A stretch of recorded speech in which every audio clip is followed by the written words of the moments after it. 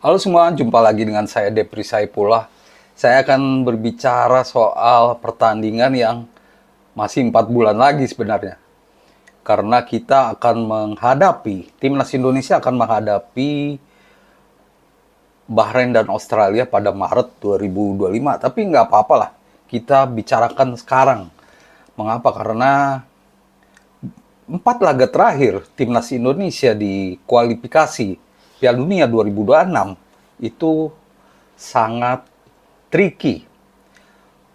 Pasti semua tim, apalagi di grup C ini, di mana poinnya sama semua.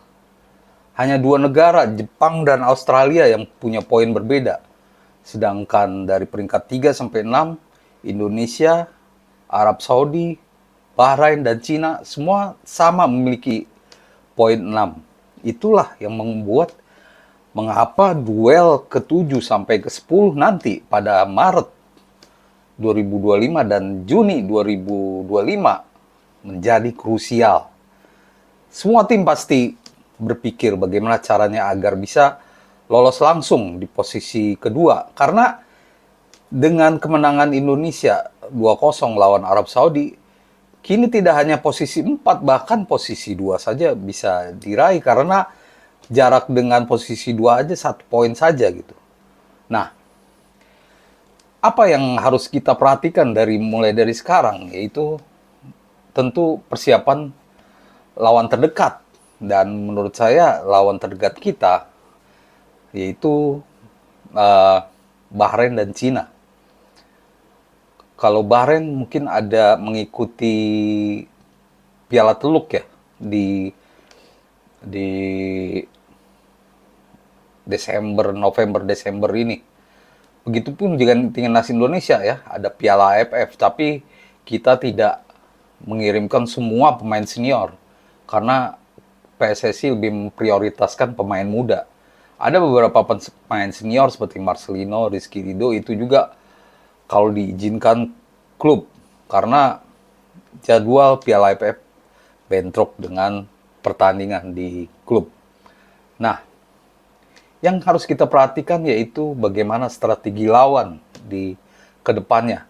Pastinya setelah 6 laga ini semua tim di grup C tahu kekuatan lawan masing-masing. Utamanya yang harus diperhatikan adalah kelemahan timnas Indonesia. Nah, inilah yang akan saya bicarakan terkait Bahrain dan Cina. Utamanya Cina ya. Kita harus hati-hati dengan jebakan. Mengapa harus diperingatkan dari sekarang? Karena timnas Indonesia permainannya cenderung ofensif. Tapi tergantung lawan ya. Kita juga bisa memainkan ritme. Nah, saat melawan Arab Saudi, timnas Indonesia sedikit memainkan ritme. Jadi, saat mendapatkan bola dari belakang, build up ke depan, kalau mentok tidak langsung buru-buru ke depan, tapi kadang-kadang diumpan dulu ke belakang sehingga ada ritmenya lah, bisa menjaga ritme tidak terlalu terburu-buru. Inilah solusi terbaik saat timnas Indonesia bermain melawan tim lebih kuat. Nah, dengan Bahrain dan Cina, kedua tim ini sudah kuat. Yang harus diperhatikan timnas Indonesia jangan sampai terjebak dalam hal asik menyerang.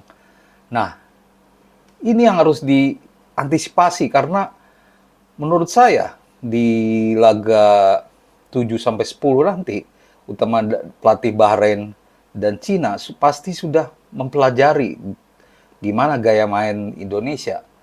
Dan kita tentu tidak ingin mengulangi apa yang terjadi saat lawan Cina. Kita terlalu asik menyerang sehingga lupa dengan kondisi pertahanan. Jangan terjebak dengan permainan lawan, apa yang ritme yang dimainkan lawan sehingga kita terpacu untuk menyerang duluan. Tentu main di kandang kita akan terpacu untuk segera mungkin mencetak gol. Tapi harus dilihat situasinya. Gaya main saat lawan Arab Saudi itu adalah yang terbaik. Kita harus punya ritme, jangan hanya buru-buru. Karena Sintayong, pengamatan saya dari 2020, setiap kali melawan tim lebih kuat, selalu patah di tengah jalan saat build up menyerang setelah bertahan. The low block ya. Setelah bertahan, build up ke depan, selalu buru-buru sehingga patah gitu. Itu kan sayang. Dan perlahan tapi pasti kita sudah menemukan ritme yang terbaik, yaitu seperti lawan Arab Saudi. Jadi nantinya saat melawan Bahrain dulu ya 25 Maret, lalu ada juga Cina 10 Juni, kita tidak boleh terlalu asik menyerang. Jangan sampai membiarkan Bahrain dan Cina menjebak kita atau membuat perangkap agar kita maju ke depan. Terus mereka akan melakukan serangan balik yang cepat. Dan untungnya kita senang karena semakin hari pertahanan kita semakin bagus. Dan di 2025 kita juga punya tambahan kekuatan pemain. Pasti oleh Romeni ya. Kalau tidak ada Aral Melintang ya masih lama. Mungkin Januari diproses itu juga pasti bisa oleh Romeni. Striker baru. Sedangkan di pertahanan kita kehadiran lagi Max Hilgers dan Kevin Dix. Nah, hal ini pula yang berkaitan dengan pertandingan nanti. Dalam hal ini, Sintayong tidak boleh lagi eksperimen. Dia harus punya winning team. Sebenarnya udah punya. Dari laga lawan Arab Saudi, ada 3 pemain yang nilainya 6 menurut situs FotMob ya. Dapat rating 6, rata-rata 6. Itu Justin Hubner, Sandy Walsh, dan Rafael Struijk. Ada 5 juga sebenarnya, Tom Haye dan juga Ivar Jenner. Nah, tapi dari 5 pemain ini menurut saya 3 pemain yang perlu dipertimbangkan dalam komposisi winning team. Apakah harus dipertahankan atau tidak. Karena ya, ini rating yang mereka dapatkan itu adalah hasil permainan mereka. Justin Hubner dapat poin 6 ya. Sebenarnya tidak buruk, tapi dia kadang-kadang emosional dan dapat kartu merah. Sandy Walsh 6,8, tidak buruk. Tapi menurut saya untuk jadi winning team, kita lebih baik Max Hilgers dan Kevin Dix. Akhirnya kita bisa memainkan 3 back terbaik. Kevin Dix, Jay Ijes, dan Max Hilgers. Walaupun Kevin Dix akan di kanan, sehingga Rizky Ridho tetap di jantung pertahanan timnas Indonesia. Selain itu, dari semua itu, keyakinan kita, selain strategi, keyakinan kita untuk meraih kemenangan, selain strategi dari Sintayong, tentu juga adalah dukungan di stadion. Stadion GBK adalah magis, dan itu sudah terbukti saat lawan Arab Saudi. Kita berhasil pecah rekor, banyak rekor. Kita meraih kemenangan pertama lawan Arab Saudi. Kita juga menjadi raja di Asia Tenggara dalam hal perolehan poin di putaran 3. Semua itu selain teknis, kemampuan pemain juga dukungan dari supporter.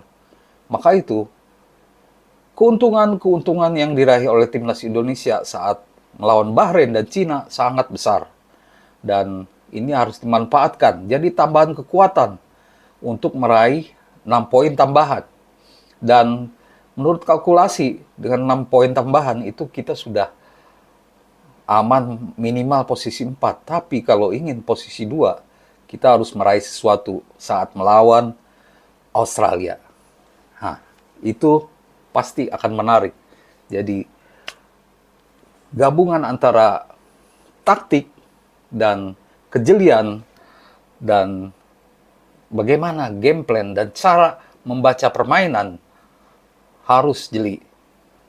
Dan tentunya Indonesia bisa lolos ke Piala Dunia. Jangan sampai terlalu lama. Kalau putaran 4 oke lah. Putaran 4 kalau bisa juara grup langsung lolos Piala Dunia juga. Tapi jangan sampai putaran 5 terlalu lama. Tapi kalau itu harus terjadi ya, kita harus tetap jalani juga. Semoga kita menjadi pendamping Jepang di Piala Dunia 2026 dari zona Asia. Utamanya grup C. Demikian ulasan saya, teman-teman. Semoga menjadi informasi yang berguna. Dan terus pantau channel ini untuk update-update menarik dan juga ulasan sepak bola dari saya. Terima kasih atas perhatiannya dan salam olahraga.